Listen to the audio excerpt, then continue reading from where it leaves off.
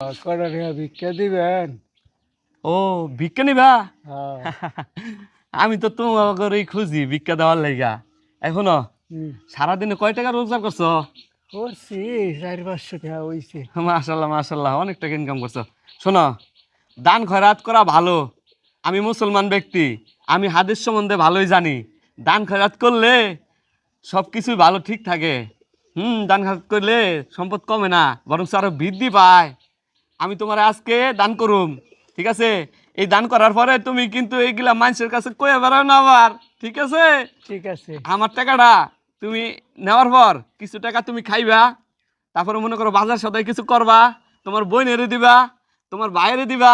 একলাই কিন্তু খাইলাও না, বুঝছো? না সবাই না, দিয়ে দিয়ে খাইও। সবাই রে দিমু, সবাই রে হ্যাঁ, দিমু। মাশাল্লাহ মাশাল্লাহ, তুমি ভালো ছেলে। হ্যাঁ, হ্যাঁ, আর শোনো, যদি কিছু পারো এখান থেকে জমাই রাখো। হ্যাঁ, আচ্ছা ঠিক আছে। এ যারা মেলা টাকা দিবি তো? যারা এই কই গেলা? ওই বান্ডিলটা রাখছি না দান করার লিগা, ওই দানের বান্ডিল থেকে একখান নোট নিয়া হো। আহ, ওগো আইসি, এই নাও একটা মিনিট। এই না ছোট ভাই, ও, এই যে তোমার টাকা। হ্যাঁ, এমনি দেখতে হবে না, 10 টাকা। ভাই আমি ভাবছিলাম আপনি যেভাবে দানের কথা কইছেন যে টাকাটা পাইলে আমি বড় একটা প্রতিষ্ঠান করতাম। এ যারা, তাহলে একটা কাজ করো, আমাকে ওই বাড়িটা পুরানি বিক্রি করার ব্যবস্থা করো। বেচিয়া সব টাকা এই ফকির মিস্ত্রি যা আছে সবাই দিয়া আমরাই বিক্রি নেমে যাই।